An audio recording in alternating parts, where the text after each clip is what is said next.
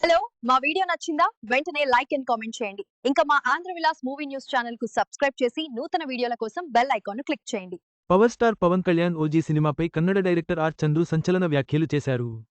తన కబ్జా సినిమా స్ఫూర్తితోనే ఓజీ తీశారని ఆయన పేర్కొన్నారు. ఈ కామెంట్లపై నెటిజన్లు మండిపడుతున్నారు.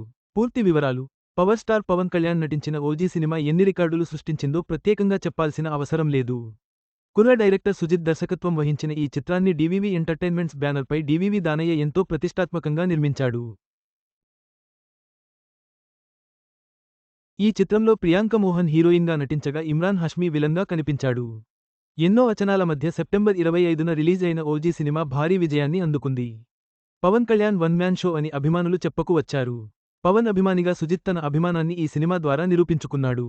ఇక ఈ సినిమా దాదాపు 300 కోట్లకు పైనే వసూళ్లు రాబట్టి రికార్డు సృష్టించింది. ఈ సినిమాపై అభిమానులు మాత్రమే కాకుండా ఇండస్ట్రీలోని సెలబ్రిటీలు కూడా ప్రశంసలు కురిపించారు. అయితే తాజాగా ఒక కన్నడ డైరెక్టర్ తన సినిమా నుంచి స్ఫూర్తి పొంది తెరకెక్కించారని చెప్పడం ప్రస్తుతం హాట్ టాపిక్గా మారింది. ఆ డైరెక్టర్ పేరు R Chandru. Kannada star hero Upendra హీరోగా నటించిన కబ్జా చిత్రానికి ఆర్ చంద్రు దర్శకత్వం వహించాడు.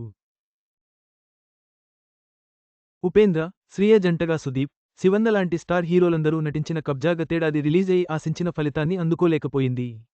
కేజీఎఫ్ స్ఫూర్తితో కబ్జా సినిమాను తెరకెక్కించారని, అందుకే ఈ సినిమా ఆశించిన ఫలితాన్ని అందుకోలేకపోయిందని అప్పట్లో వార్తలు వచ్చాయి.